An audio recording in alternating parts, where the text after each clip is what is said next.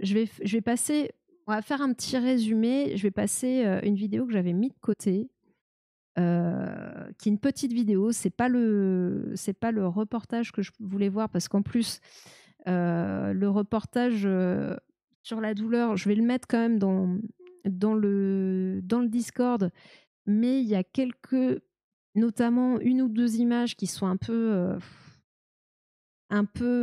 dures à regarder, donc je vais pas vous accueillir en en vous mettant tout de suite, un truc un peu compliqué à voir, on va dire ça comme ça. Et je crois que c'était ça que je voulais mettre à la ba que je voulais vous mettre. Normalement, c'est la bonne vidéo. C'est une excellente idée, ce stream sur la santé. C'était une vision à long terme. Il y a moyen de faire quelque chose. Ouais, j'avoue que je suis encore, je suis au tout début. Je sais pas trop encore comment faire, comment orienter. En plus, bon, j'ai un peu le syndrome de l'imposteur, à me dire: «Ouais, mais je suis pas médecin, je sais pas», voilà. Après, je n'ai pas pour but de vous ni de enfin, de dire aux gens ni ce qu'ils ont, ni machin et cetera. Plutôt de donner des pistes et surtout d'apprendre à mieux se connaître. Parce que je pense que quand, enfin, c'est pas je pense, c'est que c'est un fait, quand on est plus acteur de sa santé, que ce soit dans la compréhension de soi-même et du coup de ce que va nous dire le professionnel de santé en face, ou dans ce qu'on peut faire nous aussi pour prendre soin de notre santé, heu, ben, ça sera forcément mieux. Enfin, le soin, quel qu'il soit, sera forcément mieux vécu et du coup beaucoup plus, utile. Enfin, aura un impact beaucoup plus fort. On peut se faire un call, un de ces 4 pour en parler. Ouais, carrément, ouais. Au point de vue stratégique, je veux dire. Ouais, ouais, carrément. Carrément, parce que j'avoue que là, j'ai le podcast, enfin voilà. Après le podcast, je l'ai fait énormément scripté. Si vous allez voir le podcast, enfin si vous allez écouter, hein, c'est plutôt ça. Si vous allez écouter le podcast, vous verrez, pour l'instant, c'est très, très scripté, à part, heu, 3 épisodes qui sont un peu particuliers puisque c'est un peu mon journal de bord de patient, puisque je suis aussi patiente en ce moment, depuis quelque temps. Enfin voilà, ça fait quelques mois maintenant parce que bon, il y a eu opération, va peut-être y avoir une deuxième opération, voilà. Donc j'ai voulu aussi livrer un peu, mon ressenti à chaud, donner quelques conseils si c'était possible aussi par rapport à ce que j'ai moi-même pu voilà, traverser. Que ce soit en tant que patiente et même des fois aussi en tant que professionnelle de santé. C'est bien d'être, enfin de toute façon on est toujours à un moment donné, des 2 côtés de la barrière, hein. Enfin, voilà, il y a des médecins et les médecins ils ont été patients un jour, hein. Ouais, il y a ça. Peut-être que les prochains, je les ferai moins scriptés pour, gagner un petit peu de temps, je sais pas trop. Mais, ouais, ouais, je veux bien qu'on se call, pour en discuter. Peut-être que ça m'aiderait à cadrer un petit peu ça et ça pourrait être pas mal. Carrément. Merci beaucoup Mathéus de la proposition en tout cas, c'est cool. Mais, ouais, ouais, j'aimerais bien. Après c'est aussi, comme il faut certainement que je pense à une reconversion a priori, c'est ce qui se dessine. J'avoue que j'aimerais bien, voilà, être, dans tout ce qui est dans ce domaine-là aussi. Parce que en fait, naturellement, je le fais. Donc voilà, si je peux y aller, aller au bout de la démarche, ce serait cool, quoi. Ce serait cool. Donc voilà, pour les raiders, je vais quand même vous mettre le petit, ça fait 5 minutes, hein, c'est tout court. Parce que je vous avoue que j'ai pas, et le reportage a quelques images et en plus j'avoue que là je vais pas tenir parce qu'une demi-heure de reportage généralement c'est, je ne sais pas combien de temps de digression. Donc voilà, j'ai un peu faim et j'ai pas envie de finir à minuit. Donc on va se regarder ce petit, c'est un petit, comment dire? Ça a été fait par, l'IFMK. En fait, ce sont les instituts de formation des masseurs kinésithérapeutes. Et donc c'est une petite vidéo faite par, l'institut de l'AMUS. Alors je ne sais pas où est-ce que c'est. À une lettre près, on était dans la voilà, jeu de mots. Alors si vous aimez pas les jeux de mots ici, voilà, on est très jeu de mots. Donc voilà, ça va peut-être être un bon petit résumé, aussi de ce qu'on a fait ou un complément de ce qui a été fait.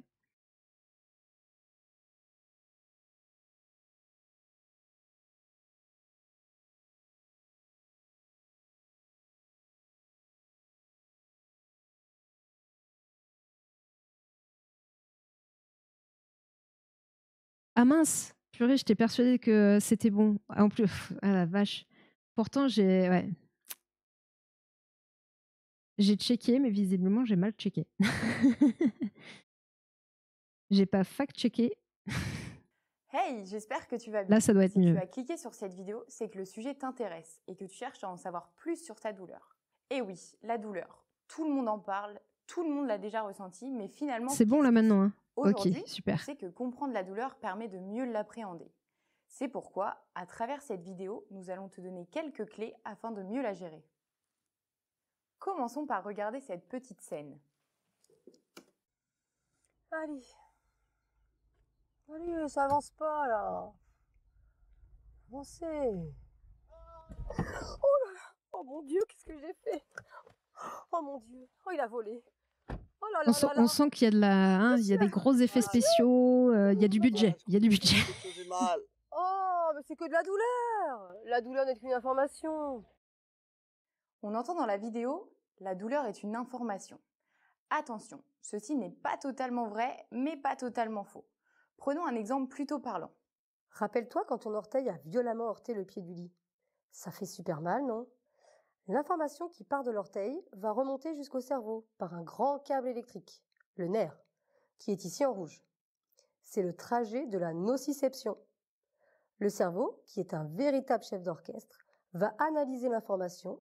Alors, nociception et les capteurs que vous avez dans le pied qui vont dire qu'il y a mal, ça s'appelle des nocicepteurs, donc des récepteurs de la douleur. Et il y en a plusieurs types en fonction du type de douleur, enfin de ce qui peut causer la douleur. Donc voilà, nocicepteur, nociception, la sensation de douleur. Et l'interprétera comme une sensation douloureuse ou non. Effectivement, tu peux avoir des informations nociceptives sans avoir de douleur. As-tu déjà entendu parler de l'histoire de la surfeuse et du requin? Une jeune femme s'est faite attaquer par un requin alors qu'elle surfait au beau milieu de l'océan. Elle a tout de même réussi à regagner la plage pour se rendre à l'hôpital. Ce n'est seulement à son arrivée aux urgences qu'elle se rend compte qu'elle n'a plus son bras. Morale de l'histoire, malgré une très grosse blessure, elle n'a pas ressenti de douleur. A contrario, tu peux ressentir de la douleur sans qu'il y ait de message nociceptif, comme dans l'histoire du clou et de la chaussure. Écoute ça. Un Vous l'avez ouvrier entendu a tout sauté à d'une l'heure, échelle pour ceux qui étaient et en là. atterrissant, il s'est planté un clou dans la chaussure. Dès son arrivée aux urgences, les médecins lui administrent des antalgiques très forts parce qu'il a très mal lorsqu'il bouge son pied. Le médecin lui retire ensuite la chaussure et lorsqu'il la retire, il s'aperçoit que le clou n'est pas planté dans le pied, mais passé entre les orteils. Donc, ressentir de la douleur n'est pas synonyme de blessure. Et son intensité peut varier en fonction du contexte. Elle dépend donc de comment l'information est traitée par le cerveau. La douleur est une alarme Ça, c'est vraiment quelque chose qui est fou, c'est qu'on voit toute l'influence du cerveau dans, dans la gestion de la douleur. Et c'est aussi pour ça que la douleur, elle est autant subjective, elle est propre à chacun. Chaque personne va vivre la douleur de façon différente. Et on s'est rendu compte que c'était... Alors, il y a ça, des fois on dit les femmes, les hommes, la sensation de la douleur, elle est différente. Alors ça, il n'y a pas vraiment de preuves. Enfin, ça pourrait y avoir une hypothèse sur le genre, mais c'est vraiment pas sûr.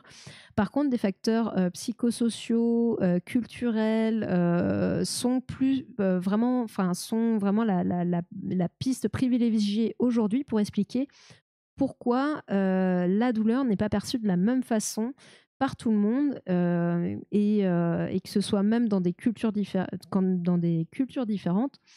On voit aussi que même les individus entre eux n'ont pas la même perception de la douleur. Donc ça, c'est vraiment, c'est très personnel. produite par le cerveau, dans le but de préserver ton corps. Par exemple, quand tu poses la main sur une plaque chaude, c'est grâce à cette alarme que tu la retires aussitôt. Certes, la douleur est en lien avec une atteinte de ton corps, mais pas que. Elle fait intervenir tes peurs, tes croyances, tes sensations, tes émotions et encore plein d'autres facteurs. Pour gérer ta D'ailleurs, ils ont, je sais plus si je l'ai dit tout à l'heure ou pas, enfin quand vous êtes arrivés, si je l'avais dit ou si je l'ai redit ou pas. Ils ont constaté en faisant des IRM fonctionnels, donc en regardant le fonctionnement du cerveau sous IRM, donc imagerie par oh la vache, résonance magnétique, que le centre des émotions et le centre de la douleur étaient au même endroit. De là à faire un lien avec le fait que quand on souffre émotionnellement, on souffre aussi physiquement, potentiellement. Il n'y a qu'un pas. Pas de souci, Mathéus. Merci encore pour le raid et bonne soirée et à très bientôt. J'espère que ton live s'est bien passé aussi. Et je ne sais pas qui a gagné le quiz d'ailleurs, personne m'a dit. Oui, oui, mais merci beaucoup, Mathéus. À très vite. Donc voilà, le centre des émotions et le centre de la douleur, ils ont remarqué que c'était plus ou moins au même endroit. Il faut que tu saches qu'en fonction de la durée, il en existe 2 types. La douleur aiguë, généralement inférieure à 3 mois, la douleur chronique supérieure à 3 mois. La douleur aiguë qu'on va plutôt... C'est Clément qui a gagné, ça m'aurait étonné. En gros, quand il est là, il gagne, c'est ça? Enfin, quand il est là, à l'heure. La douleur aiguë, en fait, elle est considérée plutôt comme un signal d'alarme. Donc voilà, considérée, je dirais pas comme normale, mais voilà, elle va être catégorisée plutôt comme un signal d'alarme. Alors que la douleur chronique, donc au-delà de 3 mois de douleur, là, on va rentrer dans quelque chose plutôt de pathologique et qui n'est pas normal. C'est pas normal de continuer à avoir mal autant de temps, en fait. Les traitements pour la soulager seront différents. La douleur aiguë fait intervenir un processus naturel très connu, l'inflammation. Celle-ci est caractérisée par 4 signes. La douleur, la rougeur, le gonflement et la chaleur. Ces 3 derniers résultent d'un apport massif de sang et de cellules pour réparer la lésion. L'inflammation est donc bénéfique à court terme, mais si elle perdure, elle peut devenir délétère. C'est pourquoi le médecin peut te prescrire des antidouleurs. C'est ce que je disais tout à l'heure, mais l'inflammation à la base, c'est pas une mauvaise chose, c'est vraiment une réaction du corps pour réagir à une lésion. Donc il y a entre guillemets un bienfait à l'inflammation. Il faut pas d'ailleurs, mon kiné me le disait, que aujourd'hui, ils en reviennent de vouloir absolument tout de suite calmer l'inflammation en mettant de la glace, etc. Ils vont avoir aussi quand même cette approche de laisser le corps réagir et se réparer de lui-même, parce qu'on est quand même plutôt bien foutu normalement. Et le corps a des capacités à s'auto-réparer, à s'auto-gérer de ce point de vue-là. Il faut lui faire confiance. Il ne faut pas essayer absolument en gros, de le faire taire, si je puis dire, enfin de faire taire sa réaction qui est naturelle. Mais effectivement, si ça dure trop longtemps, là, on rentre encore une fois dans le problématique. Inflammatoire. Mais attention, douleur ne veut pas forcément dire inflammation. Dans la douleur chronique, le cerveau continue de protéger le corps alors que la phase de cicatrisation est bel et bien terminée. Grâce à ce schéma, tu vas comprendre comment elle s'installe. Suis-moi. Tu vas subir une blessure qui va entraîner une douleur. À partir de là, 2 situations sont possibles. Soit tu as une faible peur, tu te confrontes à cette douleur et tu reprends progressivement tes activités. Ou alors, tu as très peur et tu vas mettre en place des stratégies pour éviter la douleur, comme arrêter tes loisirs ou tes activités du quotidien. Ton corps va alors s'affaiblir et entretenir cette douleur. Donc si tu as une douleur qui persiste... Alors, je vais modérer un petit peu le propos, parce que là, ce qui rentrait en ligne de compte, c'était faible peur ou forte peur. C'est vrai en partie, effectivement.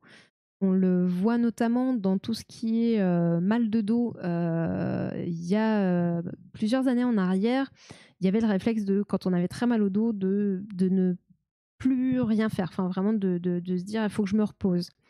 Et aujourd'hui, notamment le message de la sécurité sociale, de la sécu, enfin bref, amélie.fr ou un truc comme ça, enfin du ministère de la Santé, ça va être le bon traitement, c'est le mouvement.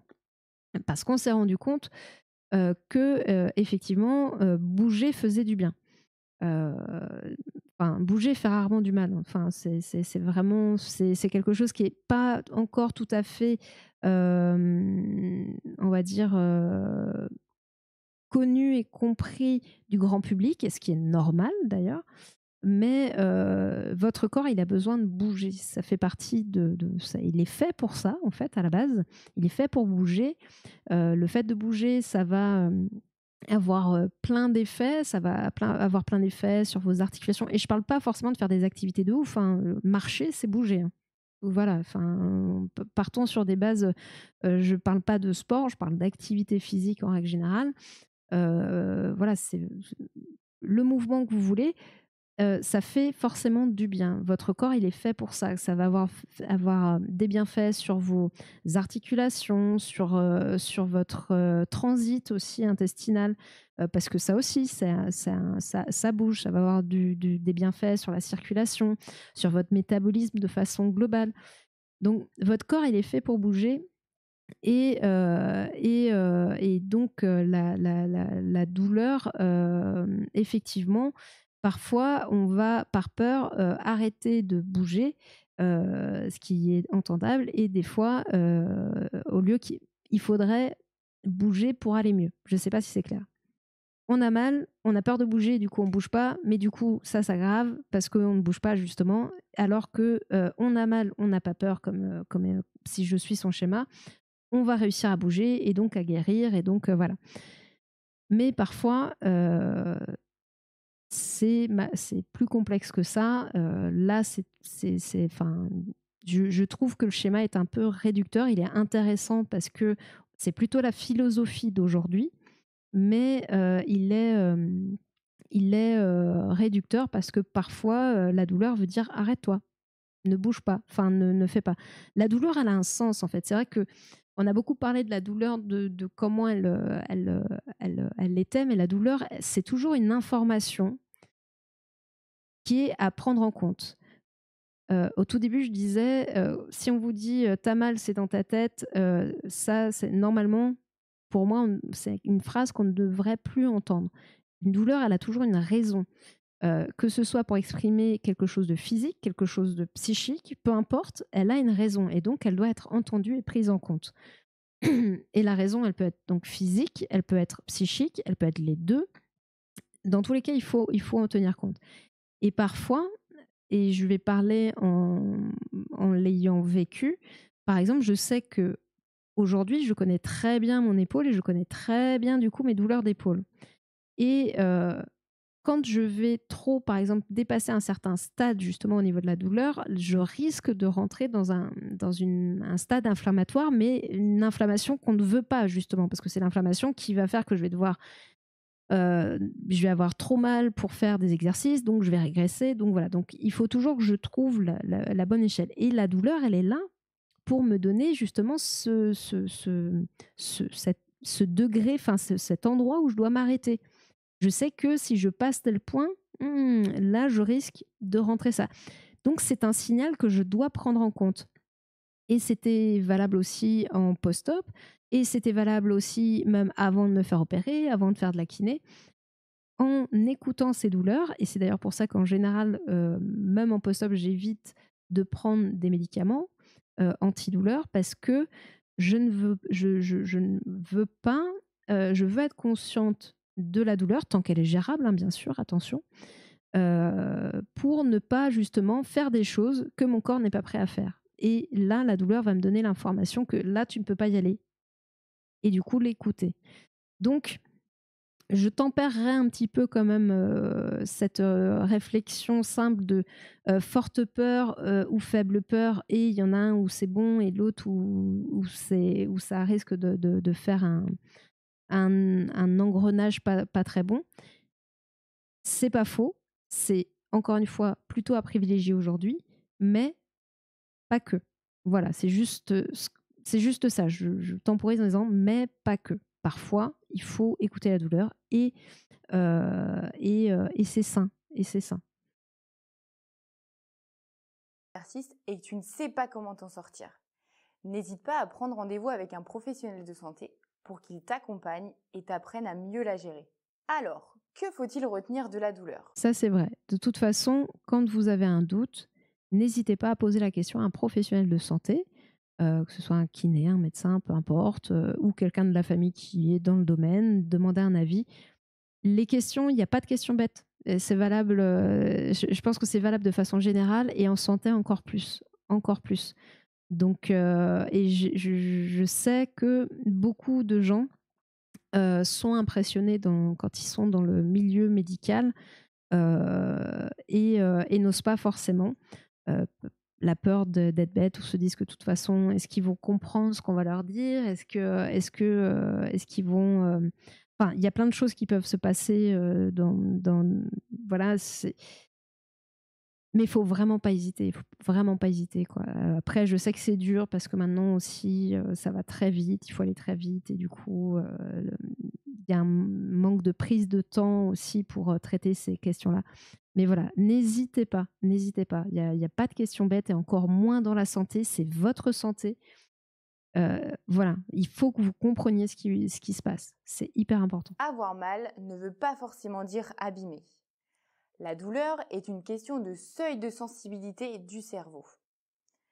Il n'y a pas de Et perso. différence entre la douleur liée à une blessure et la douleur persistante. Les deux sont réels, il n'y a pas de douleur imaginaire.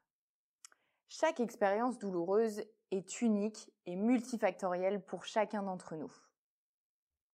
Eh bien, c'est tout pour moi. J'espère que cette vidéo t'aura plu et je te remercie de m'avoir écouté. Je tiens à remercier mon petit groupe d'ingénieurs. Elle va remercier. Donc voilà, ça fait petite vidéo un peu récapitulative, à savoir que pour information, aujourd'hui en France, 30% des adultes souffrent de douleurs chroniques. Il n'y a pas de là, il n'y avait pas de pourcentage par rapport aux lombalgies, parce qu'on a déjà traité un peu de la lombalgie, pardon, en parlant des fascias. Et en fait, il y a énormément de gens maintenant atteints de lombalgie. Je vais vous remettre le chiffre là de l'OMS. En 2020, les lombalgies ont touché 619 millions de personnes dans le monde. Et on estime que le nombre de cas augmentera à 843 millions d'ici 2050. Donc voilà, et à savoir que la plupart de ces lombalgies ne sont pas forcément liées, n'ont pas une cause de lésion ou autre. La plupart des lombalgies communes, on ne voit pas forcément de lésions type vertèbre qui serait atteinte, disque intervertébral, donc c'est le petit coussin amortisseur entre deux vertèbres. Enfin, il n'y a pas de choses, entre guillemets, qui expliquent pourquoi il y a de la douleur.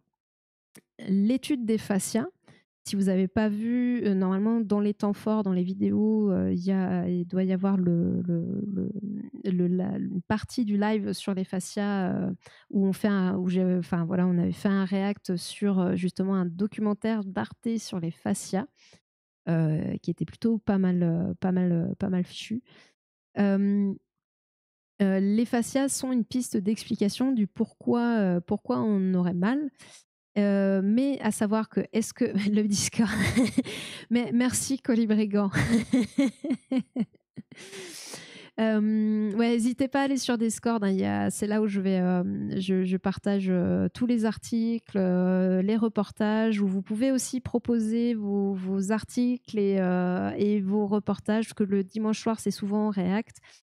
Bon là je me suis un peu emballée, mais voilà, n'hésitez pas à aller faire un tour, n'hésitez pas à partager. Et qu'est-ce que je voulais dire, et donc les fascias expliqueraient ça. Maintenant, la question c'est on s'est rendu compte que le corps a besoin de mouvement, ça c'est une certitude, on le savait déjà un petit peu. Il n'aime pas les positions prolongées, en fait, de rester tout le temps assis à un bureau, c'est pas bon. Mais ça, bon, on le savait déjà, mais c'est le fait que ça soit prolongé. Parce que si vous êtes assis pendant un certain temps et que vous vous levez un peu, vous faites autre chose, puis vous revenez, enfin voilà, que vous variez un petit peu les positions, c'est bien. Donc pensez bien à vous étirer, si possible, régulièrement. Voilà, vous levez un petit peu, faire 2-3 étirements, ça prend 1 minute, et puis hop, vous repartez. Ça peut que être positif, donc vraiment, voilà. si jamais vous travaillez en bureau.